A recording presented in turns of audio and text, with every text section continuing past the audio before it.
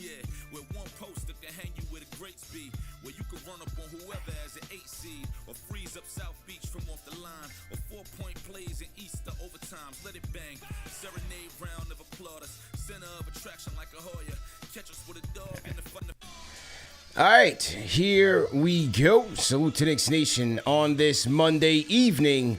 Another edition of Knicks Weekly is back. Episode 151 on the show where we recap the good, the bad, and the ugly for the orange and blue in the week that was. The Knicks go 1-2 in their week with the win over the New Orleans Pelicans at home, but they would hit the road with two unfortunate losses, one to a red-hot Charlotte Hornets team and a disappointing defeat at the hands of the champs, man. So we're going to recap the week. We got some updates on Deuce McBride injury news, and Deuce going down in that OKC game, and we'll take a look at the week ahead, man. Joining me today, content creator extraordinaire, our guy Justin Morelli is in the building, man, of the Shot Clock Show as well. So hit the like button, hit the share button, subscribe to the channel, and lock in. Salute to the replay gang, and salute to our Fanchise channel members.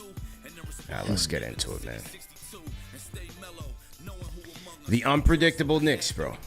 The unpredictable Knicks, man. I said this on, I think I put it up on a story just after. I was like, you just don't know what you're going to get from this team. Yeah. From game to game. Yeah.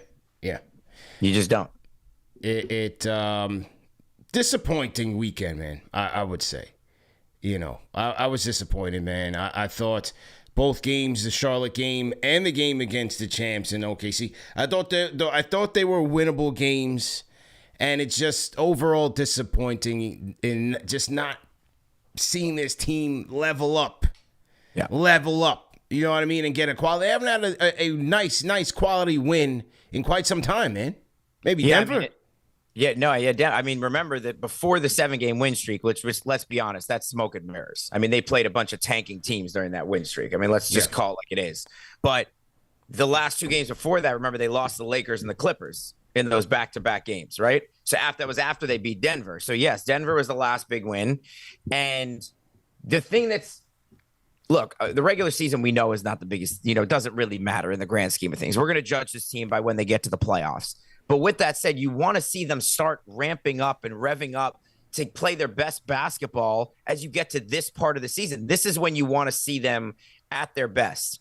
And even in that 7-game winning streak, I didn't like some of the wins that they had against the Pelicans, right? Against the Nets, where they had to scratch out a game. Now, I know sometimes you're not going to, come to play against those teams, but early in the season, they were obliterating those teams. Now, they're not doing that. And then when they're playing Charlotte, which they had a couple days off, big litmus test, I think, with Charlotte playing great basketball. You never know. You might face them in the first round. Yeah. Right? That's a game where you thought, okay, they're going to come out, and they just didn't. Besides the first quarter, they just got outplayed severely for the rest of the game. And I actually thought they played solidly last night against OKC. And I'm sure we're going to get into this. My big issue with last night's game more than anything, and I don't see how this is possible that it's still an issue at this point in the season, is how Karl-Anthony Towns, who you brought in to be your second scorer, that is his value. He's one of the best offensive players, big men in the NBA. That is the reason he's on your team. That's why you traded for this guy. How does this guy have 2 shots entering the fourth quarter to finish the game? Alvarado attempted more shots than this man. How? I don't care what his role is in the offense. I don't care if he's playing a hub or he's playing whatever he's playing. Get him the ball. I don't care where it is on the court. I don't care the role. I think that's the frustrating thing. You're not beating these top teams unless you're getting A-game Brunson offense and A-game Towns offense. You're not beating OKC. You're not beating Boston. You're not beating Detroit. That's how I feel. So that, to me, the fact that we're still having this discussion this late in the season is concerning. Yeah, that I mean, you said it. You said it. The fact that we are having this conversation with him and his role and why he's not being more involved in the offense, it's crazy. For your all-star, for your second best player, for your second best shooter to not be getting the ball. It just makes no sense. And it's part of the reason why they cannot rip off these quality wins. No cat, no rings. It's that simple. I've been saying it. I'm going to put it on some merch. No cat, no rings. You cannot tell me that a good offensive game plan is one in which he gets 9 shot attempts. And he had 2 going into the fourth quarter. I mean, that is insane. Bro. How are you as a coach? See, but to me, that's on Mike Brown, man. It is on Mike. I think it's on, to me, I think mostly on Mike Brown. That's I put number 1. I think you also have to look at Cat has to take some responsibility for, like, look, I understand he's trying to be a good teammate, and that's who he is. You know, he's kind of like he's a sensitive guy by nature. I think we'd all agree with that. He doesn't want to ruffle feathers. He knows this is Jalen's team. It's also Jalen's job to get him the ball and make sure Jalen owns the team, basically. It's Dolan and then Jalen Brunson are the 2 owners of the team. So Jalen, if anything, to me, and I love Jalen, but you got to go to the coach if this is still a problem and say, hey, I don't care what we have to do. If we don't have this man playing at a high level offensively, we're not winning anyway. I need him. So I think that's also on Jalen to say, hey, as the captain of the team, as the guy who bears that responsibility, and listen, to, you know, the man who holds that crown, the captain who gets paid the most, although he took a pay cut, we know that, but you get the point. The guy who's the face of the organization, it's your responsibility also to make sure that this team is functioning the way it needs to function for you and for the rest of the team. He could go to Mike Brown as well. So I think that's part of it. I'm going to read you a couple stats here. Karl-Anthony Towns this year, he's averaging 13.8 shots a game. It's the fewest of his entire career, including his rookie season. He's down 4 shot attempts a game from last season, okay? He's averaging now 20 points a game on the season, which is the fewest he's averaged in a season since his rookie season. And he's down over almost 5 points a game from last season. That's where he's at right now. And I don't know what's going on. I'm not in the locker room, right? I don't know what's going on. I know Mike Brown's trying to install the type of offense that he wants. And we know he's in that Sabonis type of role, right? And Sabonis and Mike Brown butted heads a little bit over this at the end of his Sacramento tenure, right? But Mike Brown has got to say, okay, we're not winning anything without this guy. And if you get bounced out, which the way the East looks right now, which is the deepest it's probably been in many years. Everyone thought it was going to be a cakewalk. This is going to be a tough, even the first round, depending on who you play, is not going to be easy. And if you get bounced out in the first round because this man is not the focal point of an offense, he might be out of a job, if we're being completely honest. You know what I mean? For what this expectations are. So I don't get it. Maybe you have a better answer than I do. You're around the team a little more. You have a little more kind of note. You have your ears to the streets a little more. What do you think the reason is? It's on the coach, man. It's on the coach. You cannot be looking at these box scores and looking at the film and saying that, like, I'm good with this production from the team. It's to the point where you're watching guys struggling to create shots against stingy defenses while he's on the court. That is the definition of insanity. Watching guys trying to get their own shot against adversity, and your all-star, best scoring big, second best scorer, second best everything is sitting right there, and there's nobody even trying to get him involved. It just makes no sense. And they're going to end up paying for that in the playoffs, because what these teams are doing, you looked at it in the Charlotte game, they were surgical in trying to force Jalen Brunson to play defense. And if you're doing that, he's going to get burnt out. Cap had a great game against the Thunder, the Jalen Brunson. He had a great game. He had the shooter's bounce, like Starberry always talks about, the 32 points. Everything that he shot, you could just see was going in. He had it. But on the nights where he's going to have to play on both ends of the floor, you're going to be asking for a lot from him. That's why it just makes no sense to see guys just running around helter-skelter without several possessions. I know. Without this guy even touching the ball is criminal to me. It's criminal. And you said about Jalen, think about in the playoffs too. He's going to get full court pressed a lot in the playoffs by certain teams like he was last year. And that's going to wear him down even more, right? When he's got to bring the ball up. They're going to hound him because they're not going to call those fouls in the playoffs. We already know that. We've seen that now. So he got worn down last year at the end of the Pacers series, right? You need other threats on the court, and the Knicks just don't. we've seen this now. Mikal Bridges is not going to be that guy. He might be for one game. He might give you a stretch. He's not the guy that's going to be the second scorer. It's not going to happen. Yeah. OG, as much as we love him, he's too inconsistent on offense to be that guy. So Cat is the only option there. So to me, the only thing you should be doing as a coach at this point is figuring out, that's the main thing of anything they do. Is figuring out how to get this guy on track offensively and consistent. Last 2 games combined, he took 17 shots against Charlotte and OKC. And what OKC has done to him since last year, and the Knicks, whether it's Thibodeau or Mike Brown, they have not figured it out. They are putting a guard on this man because they say, we don't want him shooting threes. That's what these teams, the good defensive teams who have the personnel, that's what they do against Cat. They run him off the 3-point line.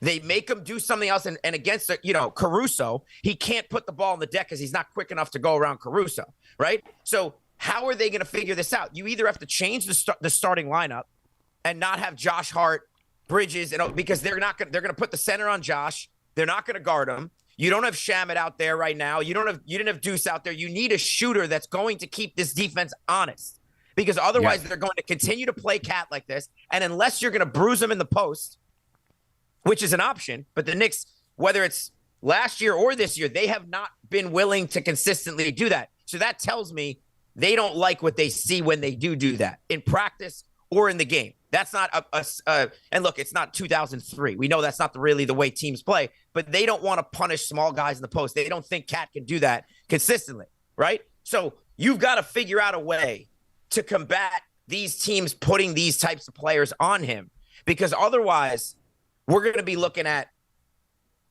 the same story when you're playing Boston does that against him as well. Yeah. Right? Like, look, whether you want to make the argument he can do it well or not, it's still one of their better options of scoring against tougher defenses. You're going to have to live with the results and go with it. But do you think they should have more shooting on the court with him? Like, I'm not saying bench a certain guy. I'm saying just mix the lineup up where you don't have necessarily Mikal, who has been streaky as a shooter from 3 at times. Josh, obviously, his same thing. And OG is an above average shooter, but he's not a knockdown shooter from 3. So the Knicks don't really have one of those in the lineup. Would you make a change for one of those guys, putting, when Shamet's healthy or if Deuce was healthy, getting them in there? I think the shooting's fine. The problem is finding a capable guard to even just get him the ball. Yeah. It's Jose. It's got to be Deuce. It's got to be Clarkson. It has to be JB. Like, there's nobody on this team that can consistently find this guy and get him into a rhythm. And I think that's a big problem as well. You think no matter how they're playing him, the Knicks should be able to combat this with who they have on the floor? Absolutely. No matter who it is. Okay. Absolutely. Now, shout out to, we had a $5 super chat. Salute to everybody in the chat once again. Shout out to Nicholas Anthony, 8867. He sends a $5 super chat. Shout out to Nicholas. Let me get my soundboard here. Shout out to Nicholas. He says, last night Mike Brown took Cat out in the fourth quarter after he was cooking for no reason whatsoever. A lot of people talked about this sequence. What did you think about it, him taking Towns out? I saw it as him trying to get him a little bit of a breather so that he can get him back in to finish the game. The way that he was kind of managing the rotations, I don't think Cat could have finished the entire game without some sort of a spell at that point. He took about around like 6 minutes left. I got to go back and check the box score, play-by-play.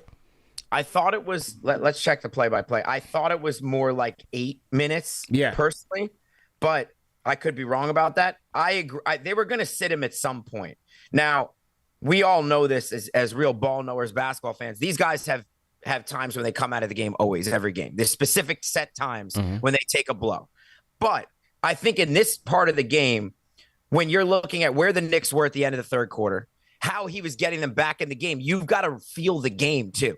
In that situation, I think you've got to let him roll a little longer. And if he missed a shot or two, that's when you take him out. I think the Knicks, not only did he need it, but the Knicks needed it at that point, was him cooking like that. I'm just looking for where they took him out. But I think sometimes you got to feel the game, and I don't think that he did that last night. He scored 9 straight points in the fourth quarter, at the beginning of that fourth quarter, and, he got them back to it. I think it was a 2-point game I'm looking at. You were right. It's more like 6 because I'm at the 7-minute mark. Hasn't happened yet. Yeah. So It was around the 6-minute mark. Now, he wasn't going to play the rest of the game, like you said, but I think also at that point, ride him a little. It was at 5:41. 5:40. He took him out at 5:41. 5:41. So it was later than I thought. That's, he's not going to play the rest of the game. But how do you feel about it now, knowing the time? It's a tough spot. You're not going to have the guy play the whole entire fourth quarter. It's just a tough spot. He tried to give him a spell for a couple of seconds. He comes back in. He saves the ball, right? Does Cat, but they give it to the Thunder because that's the thing. I didn't see the point in challenging it when the Thunder got the loose ball anyway. It didn't make sense to challenge that. No, because the Knicks didn't finish the play. Right. But you didn't get anything from that. Right. But after that, it's just started to unravel for them. Number one, he wasn't getting the ball. And number two, Shea starts cooking. And then they start going on their run. They rip off like 7 straight points. So that to me was the turning point. It did become the turning point of the game. Is it because he took him out? Or it wasn't just a cascading of events? I think it was a little bit of both, man. I think it was too. And I think, look, if there's a couple things also from this game. I think you could look at the Knicks hung tough with this team both times this year, which they did not do last year. So if you were ever going to meet them in the finals, and I think we know at this point we have a long way before that would happen, but they hung tough against them. They were in the game with 5 minutes left in the game where they could have won the game. And the Thunder are full strength. That's a full strength Thunder team. And we obviously didn't have Deuce down the stretch because of who knows. You'll obviously tell us what's going on with that. But I think what the Knicks have done against OKC a little bit, and I get it because I haven't seen a whistle like they get in a long time. The whole team gets the whistle. It's not just Shea, by the way. If it was just SGA, I think you can. He's the best player. He's the MVP. Those guys are going to get those calls. The whole team is allowed to play such physical style of ball, and the Knicks don't get awarded the same thing. But what happens when that happens is that takes the Knicks mentally out of the game. Yeah. It did the first time we played him at the Garden, and it did last night too. It takes Mike Brown. The only 2 technicals he's got this year were in those 2 games. Josh Hart, you could see it affects him. It affects the team. So I think they have to figure out a way when they're not, and they haven't done a good job of this over the couple of years that this team's been assembled. When the calls are going against them, they kind of let that affect the rest of their play and get in their psyche. And I think that's where they have to kind of, listen, you're not going to get the calls. You got to figure it out right at that point. You could argue, obviously, you want the coach to do that for you, but I thought that they let the refs again get in their head in last night's game.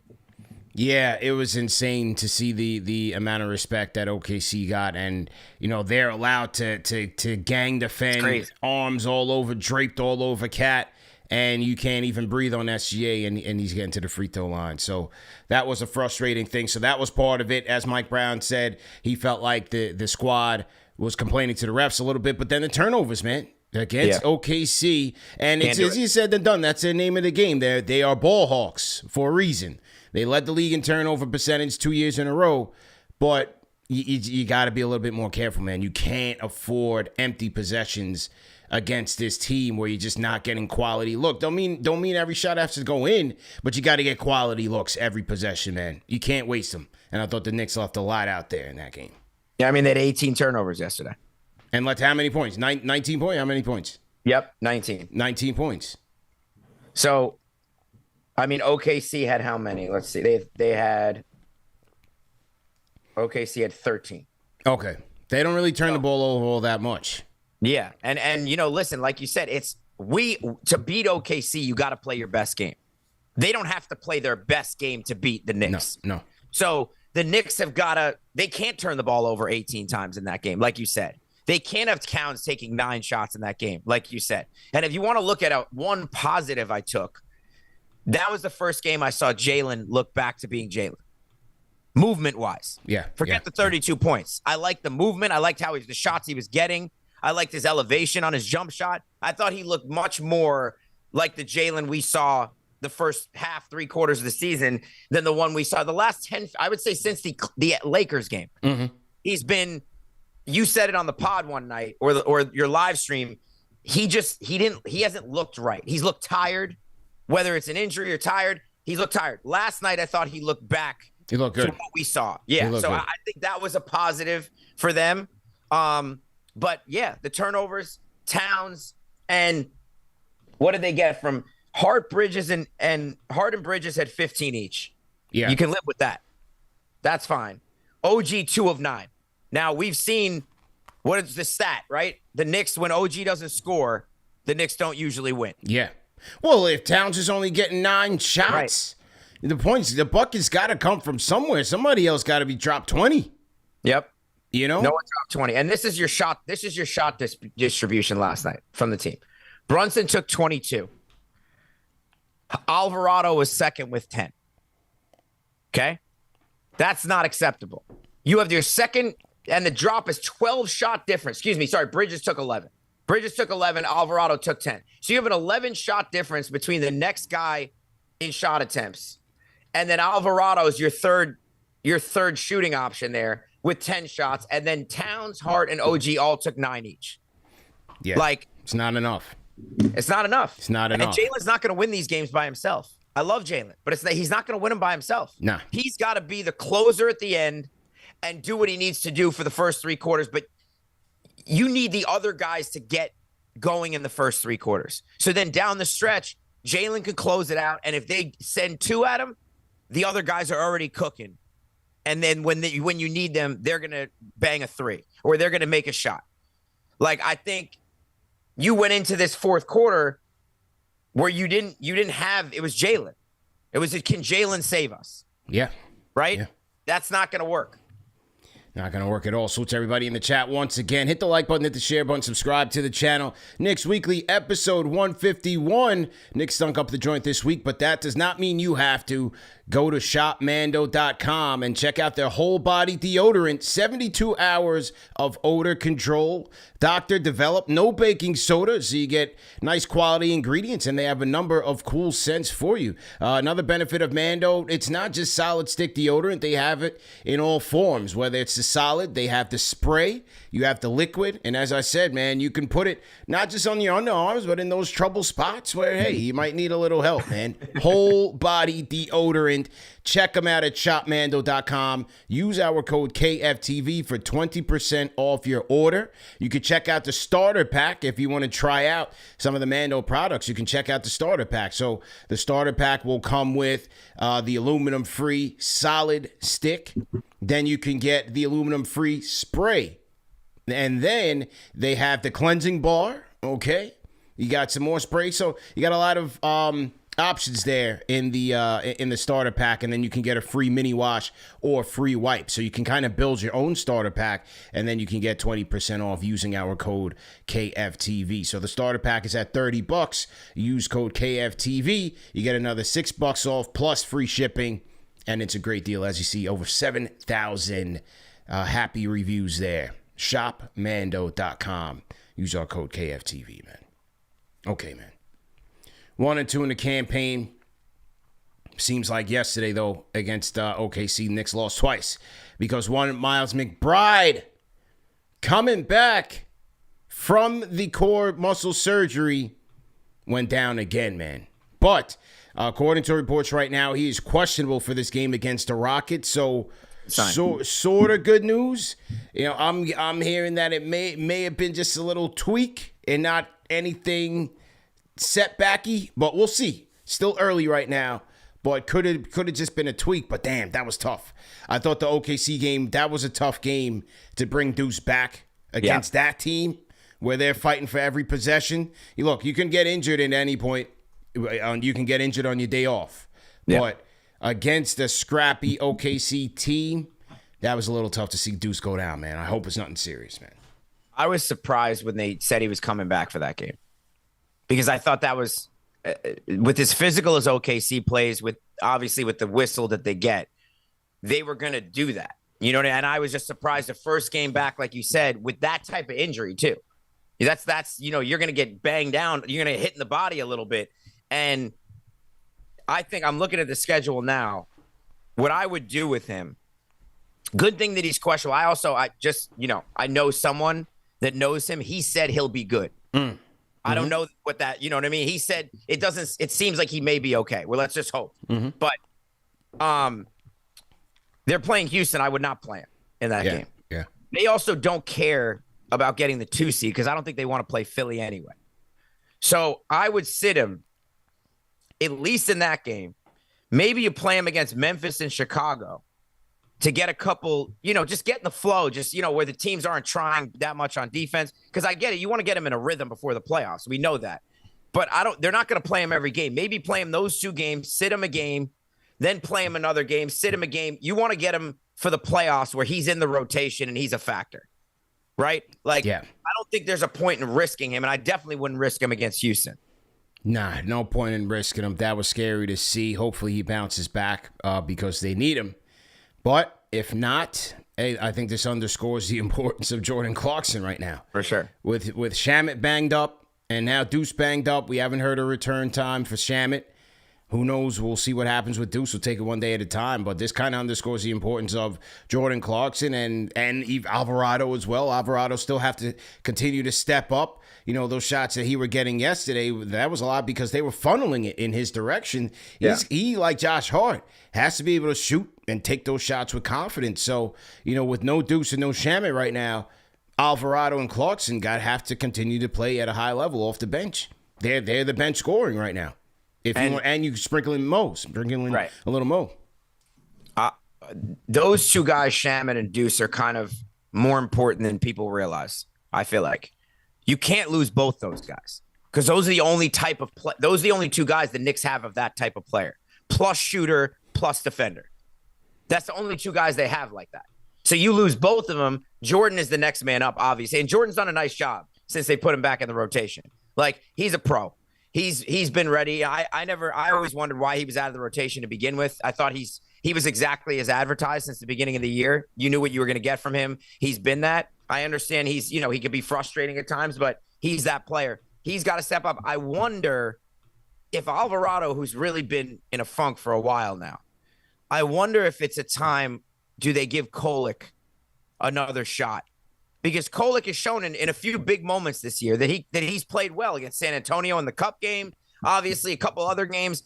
I think you're going to need all these guys at some point with injuries or whatever. I wonder if they just give him some runway here to put him in the rotational. Do you see that happening? I don't see it. You don't see it? I don't see it right now. I think they're gonna ride with Jose. Yeah, I think they're gonna ride with Jose there. I think they're gonna ride with Jose. I would in terms of Kolek, but I don't think Brown wants to yo-yo with the rotations. I think he's trying to lock in to see what the real playoff rotation is going to look like. And, we'll see what Deuce's timetable is, what Shaman's timetable is. And if not, to me, with 8 games left, this is dress rehearsal time. Yeah. Yeah, and I guess if, Mo only got 2 minutes in the game too. So, he's playing basically 9 guys. Yeah. Right now, which is what he would play. And he's not going to bench Alvarado. So he would need if Deuce is out next game, I guess he would just give those minutes to Mo. Would be I guess. Yeah. And that's how they would do it. But I just wonder. I'm not giving up on Jose. By the way, I think you may see Jose come alive come playoff time. Like, I think he just needs to get a game, get him going, and start feeling that energy. And once the playoffs come, maybe he can get that, because I do think he could be very important for them. But I just wonder, they played, we saw this with Burks a couple of years ago, right? And they put him in, and all of a sudden he had a couple good games. I wonder if there's a game for Kolek, down the line where they might need him, because they don't have a lot of point guards who can penetrate and pass. They don't, that's really Jose and him, right? So I think Mike Brown has shown he's willing to go deep into his bench if it calls for it. So I guess we'll see, but I think you're right about that, because at this point, they'll probably just give the minutes to Mo. Shout out to, we got a $5 super chat. Shout out to Andrizzi 5451, says Justin is right. They don't have legit shooters besides Shamet. They need guys who can light it up from 3 every night. Shamet and Deuce are the 2 guys. You saw it. If you're a college basketball fan, you saw it. It did in the hometown team, say the Johnnies. Yeah. Yeah. They didn't have enough shooting last year. They had a little more this year, but they didn't have enough shooting. They had a little more this year. A little more, but I was pulling from. So what a game. That was such a fun game. It's a tough loss, man. They didn't have enough shooting at the end. You know, and Sellers was supposed to be the guy for them. He went cold. It's like the Knicks. If Shamit's not in and Deuce is not in, they don't have a sniper out there. That teams are going to be like, oh, we can't leave this guy. We can't leave him open. The guy I was open for, man, was Luke Kennard. He ended up getting a bag by the Hawks, and then they didn't use him. I know, and they didn't use him. Now the Lakers are benefiting.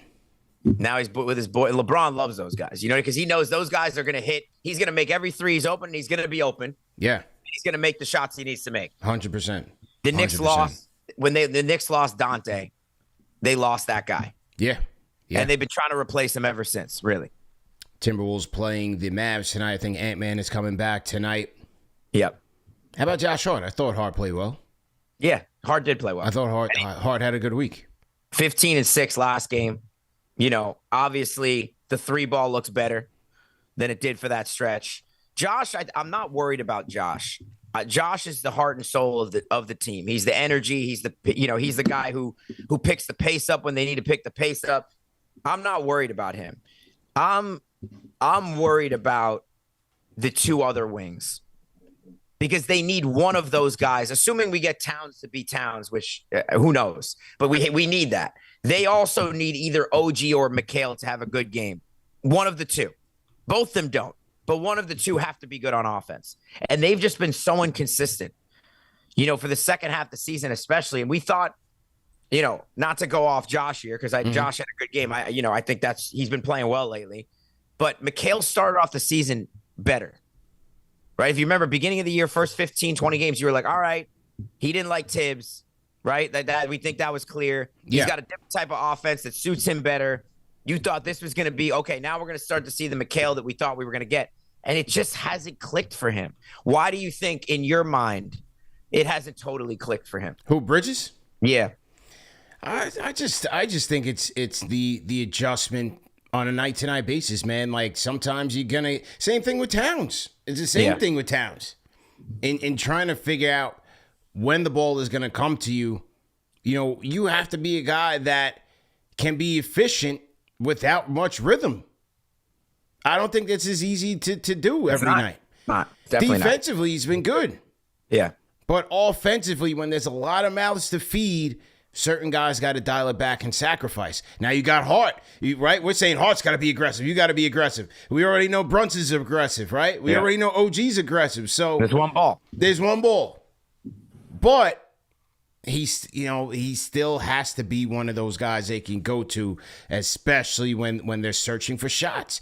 Because if they're gonna refuse to give the Bodega to Rock, someone's got to do it. Someone's got to do it. And with him, I feel badly for him because he seems like a nice guy and he's a good player. It's not like he's a bad player. He's a good player. Yeah. We're judging him harshly. And I tell all the Knicks fans that I talk to, right? We've seen this with the Stephen A comments that you brought up last week and Josh Hart was defending Mikal, the whole thing. The truth is, and I said this today because I'm a Mets fan, right? They're booing Bichette already because he's got 8 strikeouts. He's getting booed? He's getting booed already. Got booed in game 3, right? Now, the reason he's getting booed is the same reason the Knicks fans are on Mikal. Why is that, you ask me? Bichette replaced Pete Alonso. The Mets fans were not happy. The Mets let him go. True. They're looking at Bichette. Bichette wouldn't have gotten booed yet. It would have taken him another 20 games. But they're saying, you let Pete go. This guy better be good. So we're judging him off the bat. With Mikal, like it or not, he's going to be judged off the 5 picks they traded for him. Because that's just the reality of what happened. It's not his fault, but that's the reality. And if he got traded for 1 pick, no one would talk about him. No one. They'd be like, all right, he hasn't been as good as we thought, but he's been fine. But when you give up that much for him, it's going to be talked about because that's what you're judging him on. You gave up your draft capital that you could have maybe gone out and got somebody else. So now they're saying this has to be the guy. And when he hasn't lived up to what Knicks fans, and I think everyone, it's not like he's been bad, but he hasn't been as good as we thought he could be coming over. And even as a fit, right? It hasn't been consistent. It's been in and out. You've seen glimpses and then so he's going to be judged off that, right or wrong. And I feel badly for him because it's not his fault, like I said, but Leon Rose put a target on his back the day that he made that trade. And he said to all the Knicks fans, this is a team that's going to win a championship. That's basically what he said. We're going all in. We got Cat, we got Bridges, we got rid of Dante, and we got rid of Julius. This is the team now. We're going to win a championship. So the Knicks fans are, and they're hungry. I mean, you're as big a Knicks fan as anyone I've ever met. I am too. We're in front of the Garden, for games, talking to everyone before the game, after your watch parties, sitting at the game. You're working more than the Knicks players, in my opinion. Okay? All right? Like, this guy is bleeding orange and blue more than the players are. So this Knicks fan base is so hungry, and now they've had a taste of the playoffs the last couple of years. They've had some success. So just getting in the playoffs is not enough anymore for the Knicks fans. They want more, and they saw this year as that year. This is the year that it's going to open, and now it hasn't come together like everyone thought. So I think that's why you're seeing Mikal get a little more grief this year than he even did last year. They gave him kind of a first-year pass. Now it's like, hey, you guys, we gotta get going now. You know what I mean? Like we can't be losing. You're not showing up against Charlotte. We can't be not showing up against the Clippers. This is time to get going. So I feel badly for him, but they need him. That he's gonna have to look in the mirror and say, hey, I don't care what anyone thinks of me. I don't care what anyone says. I'm not saying he does care, but I'm just saying, I don't care what anyone thinks. I don't care what anyone says. I need to go out and be aggressive because you got to go out on your sword because they need him. They do.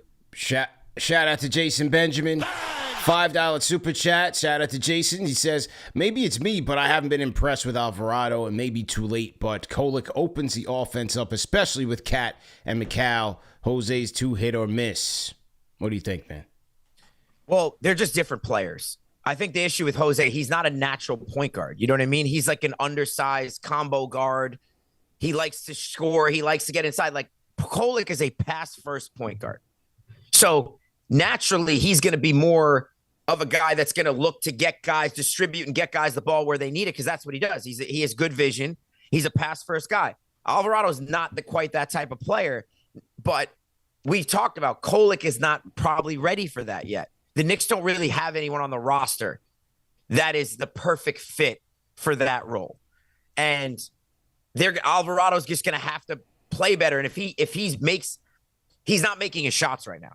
So they're not honoring. They don't care if he scores. They don't care. So he can't pass to anyone. Right. Because they don't care. They're like, all right, shoot it. They're giving him open floaters. They're giving him open threes. They don't care. So until he starts making them care, you're going to see this from him. Yeah. With Jose, like I said, for me, his main strength is giving them that energy, knocking down those threes that you're not really expecting, like those momentum shifts. Yep. But I don't know, like, just how impactful he would be just with extended backup point guard minutes. It just seems to be hit or miss, like Jason Benjamin said.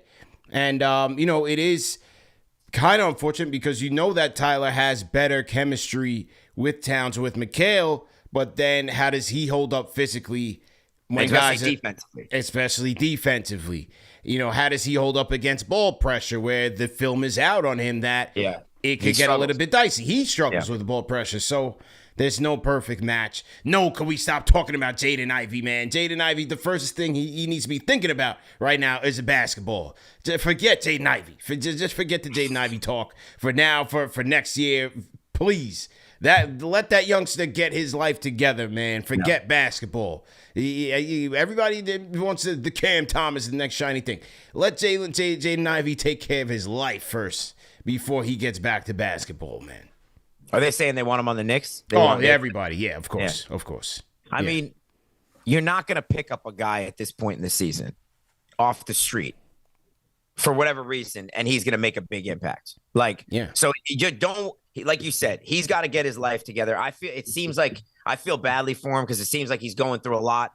We saw the depression earlier in the year, and now, obviously the comments today. But the reality is, you know how the NBA works, right? If you're a top player, you can make whatever comments you want. They're just going to give you a slap on the wrist, and you're going to go back to work. Yeah. If you're not a top player, they're going to get rid of you. That's a tale as old as time. You saw it with Myers Leonard years ago. with the comments that he made, and Kyrie made the comments, right? What happened? Myers Leonard was like banned from the NBA, and Kyrie was on the court in 2 weeks. So that's the reality. I feel badly for him. I think, like you said, focus on the team you have. He's not going to be the answer anyway. He's not. So to everybody in the chat, man, CB the Fanchise, Justin Morelli on the ones and twos. If you guys are new in the chat, leave us a hashtag new. We'll shout you guys out. Shout out to some of my Fanchise channel members in here. John Talento, salute. Will Latimer, what's good? Will checking in from the ATL. STG Nick on the Discord. Salute. Salute to my guys, man. Okay, so what else do we have here on the docket? So the Knicks will be in Houston on Tuesday. Second night of a back-to-back against Memphis, and then home on Good Friday against the Chicago Bulls. What are you thinking, man, record-wise, man? I mean, if they don't go 2-1, then we don't, then we got problems. I think they're going to at least go 2-1. I think they'll probably go 2-1. They beat Houston at the Garden, not too long ago, but that was a tough game. They should have lost that game. They came back and Houston plays them tough. That's not an easy matchup. The Thompson twins, always give Jalen trouble. I think that's going to be an L on the road. I hope I'm wrong. I think that's going to be an L on the road, and then they'll win the 2 tank games. I think they win tomorrow. Okay, great. I think they win tomorrow. I'm going 3-0, man. You're going 3-0? All right, we're going 3-0. We need some sort of light to shine. Now, what's your kind of goal the rest of this regular season for you? What do you want to see from them? Do you care where they end up seed-wise? No. Okay. What do you want to see in the last, how many games they got left? They got 7 games left. What do you want to see in those 7 games for you that'll give you confidence going in the playoffs? Stay healthy. Feed the damn cat. Okay. And stop making life so hard on yourselves. You're going up against good defenses. Your good players have to get you out of those ruts. They make things way too hard on themselves. It's ridiculous, man. I agree. Ridiculous, bro. I agree. And I think Houston Tuesday, Memphis Wednesday, Chicago Friday. I might be in the building for Chicago on Friday. It's possible. Okay. I haven't been to a game, by the way, since the Spurs game, if you can believe it. You haven't been to the Garden since then? Since the Spurs game. Damn. Since they beat the Spurs by that, which was, what day was that now? That was Sunday, wasn't it? That was March 2nd. March 1st. March 1st, yeah. Okay. So I was out of town because my girl's birthday was the OKC game, so I missed that. And then they played, the tankathon schedule. And, listen, with the shot clock, we got to keep things booming. Knicks Wizards ain't keeping the lights on. You know what I mean? So I had to sit out, check in those games, tune in when I need to. But I was like, this game's a blowout. So I didn't go to those games. So I'll be back this week for the first time. I miss it.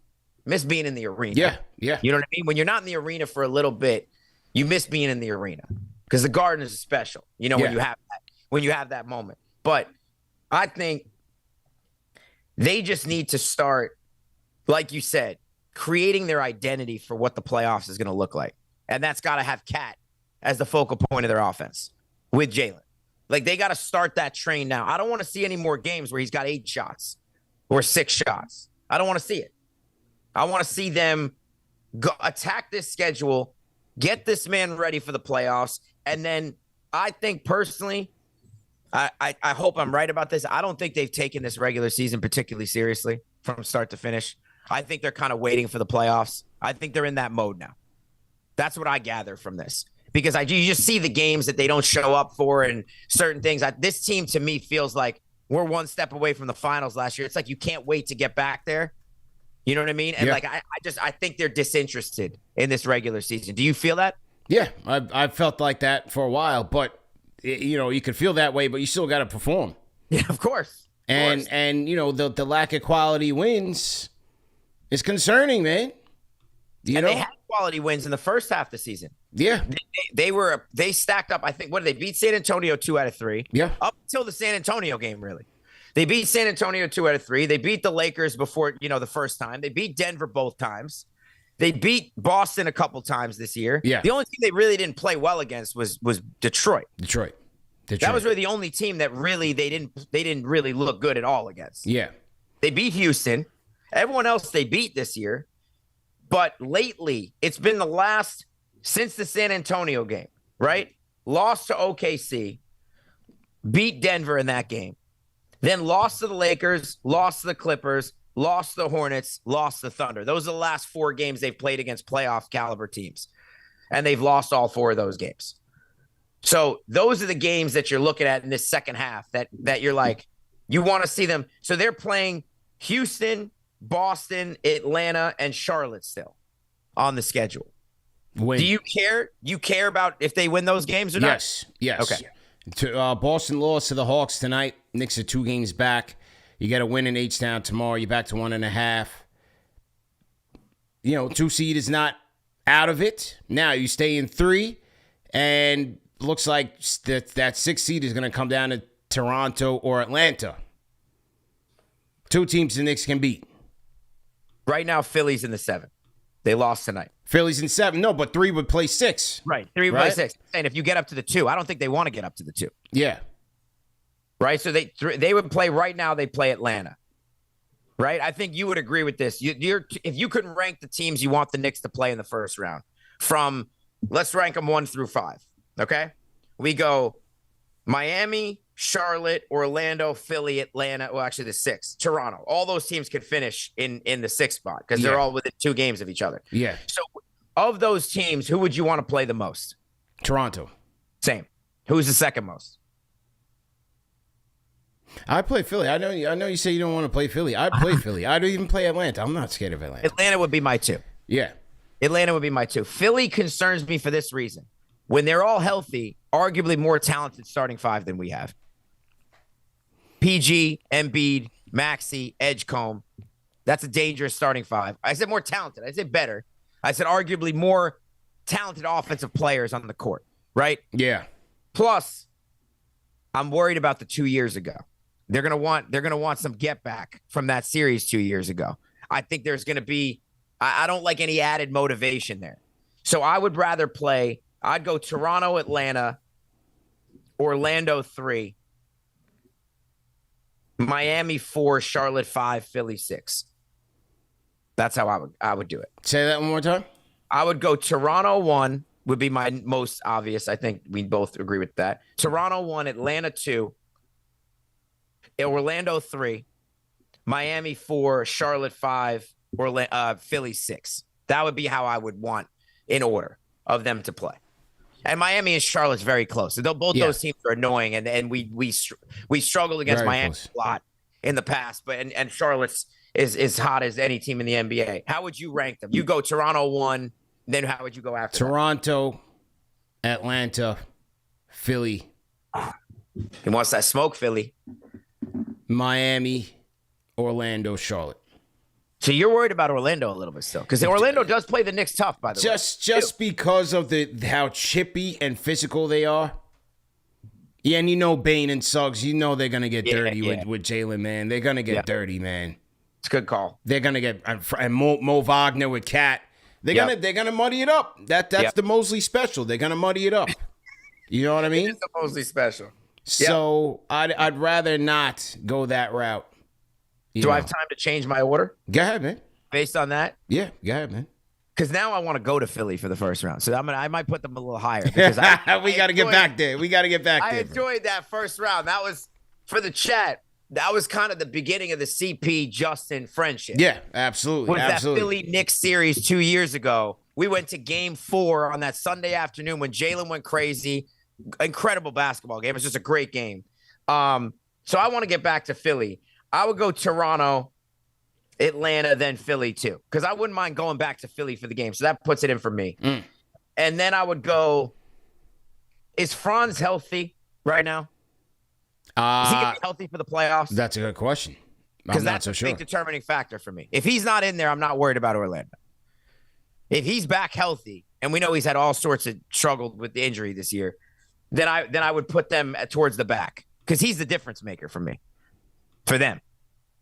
So I would go Orlando next if he's not there. and then I would go Charlotte, Miami. So I'll just move Philly up a couple ticks because I'd like to go back to Philly. I enjoy that. Take the old train over there. You know what I mean? Yeah. What do you guys think in the chat? Rank those teams, man. 5 through 10. Toronto, Atlanta, Philly, Orlando, Miami, Charlotte. Rank those teams. Rank those teams, man, for us in the chat. And salute to you guys, CP and Justin here. Shout out to Eric Horn, Mississippi's finest. Says, please tell these folks stop talking about LeBron coming to New York next season and him being the GOAT for bringing a chip to NYC. I don't think that's a possibility, sir. I don't think that's a possibility, man. I still think the LeBron to Cleveland homecoming finale makes the most sense. I think he's headed for the grand finale, man. Yeah, and I think you saw the report the other day, which said Cleveland or Golden State were the two first one. Obviously, we know him and Steph. Draymond and him are secret, have an affair somewhere. Him and Draymond love each other, as we know. But if he went to the Warriors, you might as well call them the law. I mean, you might as well call them the Golden State load managements. Right. Because that's what their whole season would be. With those three, it would be the senior citizen squad. Right, would be the LeBron, Draymond, Steph Curry. I mean, that doesn't make sense to me. And Jimmy Butler too, by the way. Yeah. Because LeBron would have to sign there on a minimum, some sort of a minimum contract type of deal. So that to me doesn't make any sense. I think Cleveland, especially now that they're there. You know what I mean? They're in the mix with the Harden deal now. They're in the mix to be a dangerous team in the Eastern Conference. So I think I agree with you. I think that's the team. Now, here's my question to you. Only thing about LeBron. The Lakers have been hooping, right? And I said this, I did a video on this. Mm-hmm. I called it, when Luka went for 60. I did a whole custody battle. Luka is the greatest player of all time, right? LeBron, to me, has been the key to their 10-game winning streak. Why? He's finally taken he's agreed to be the third option. You could see it in the game. Now, I'm not saying he did anything wrong in the first half of the season. He's LeBron James, right? Like, it's hard to say, okay, I'm going to be the third option. He plays the Chris Bosh role now for them. He took when Chris Bosh and those guys got together, Bosh said, I have to take a back seat or this isn't going to work. Because there's only one ball. You can't have 3 guard, and those guys all need the ball. They're all guys that play with the ball. None of those guys are big men. You can't have 3 guys that need the ball in a game.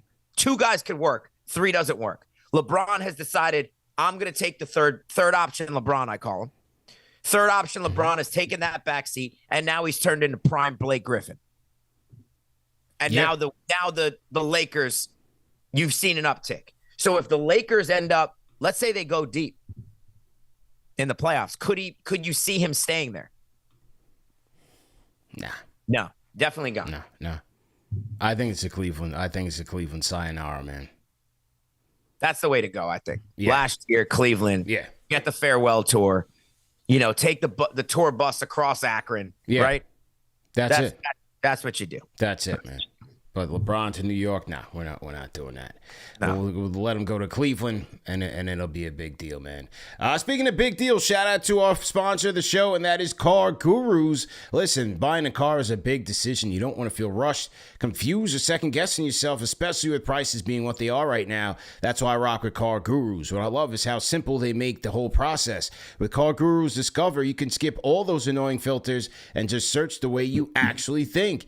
You tell it what you want, maybe good gas mileage for the road trips, extra trunk space for the family, or something comfortable for that daily commute, and it shows you real, shoppable listings that actually match. That's a game changer. And if you're at the dealership, the Car Gurus app has this feature called Dealership Mode. It's basically a cheat code. You can compare the car right in front of you to similar options, check deal ratings or see price history, and even estimate your final cost, all on the spot. That's confidence right there. With over 4 million listings, Car Gurus has one of the biggest selections out there, so you know you're seeing real options and real deals. No wonder it's the #1 most visited car shopping site. So whether you're buying or selling, don't guess. Make your big deal the best deal. Go to cargurus.com. That's CARGURUS.com. Car Gurus. Salute to our guys, man. Okay. All right, great show, my guy. Great show. Good to be back, man. Good to be back. Thank you. It is good to be back. It's good to be back talking Knicks, especially for me because I don't get to do it all the time. Yeah, 100%. So it's fun for me to do. What do you got lined up this week? Anything you want to share? So I'll be at the Garden on Friday for the Bulls game. I've got a couple content pieces coming out later this week, especially for the Final Four. So if anyone's into college basketball, and obviously that Duke UConn game was nuts yesterday. If anyone, whoever watched it, whoever likes the Final Four, I got some content coming out for the Final Four. I'm going to be really gearing up heavy with the Knicks as we come down the end of the season. So as we finish up the Final Four, baseball started. I'm doing some Mets-Yankees stuff. Stay tuned for that. But I'm going to be gearing up heavy with the Knicks. And I would say this, I'm doing TikTok lives for anyone on here that likes to listen to the play-by-play listen on the radio play-by-play. I do the play-by-play for all big games. I'm going to do them for all the big Knick games on the road. Obviously, nice. I'll be at home. So if you guys want to tune into that and you want to listen up, I'll be doing the second half of Knicks, definitely all the playoff road games. But even down the stretch, if there's a road game, I think they might be playing Boston on the road, I'll do that. So tune into my TikTok live at the Shot Clock show for that as well. There we go, man. Once again, salute to our Fanchise channel members. If you missed today's show, you can't catch the whole thing on video. You can catch it on all audio podcast platforms. So salute to the replay gang. And we'll see you guys Tuesday night. Knicks versus Rockets post-game live. And we'll have play-by-play as well. So make sure you tap into KFTV all day on Tuesday as well. And we'll see you guys then, man. We out of here. Peace.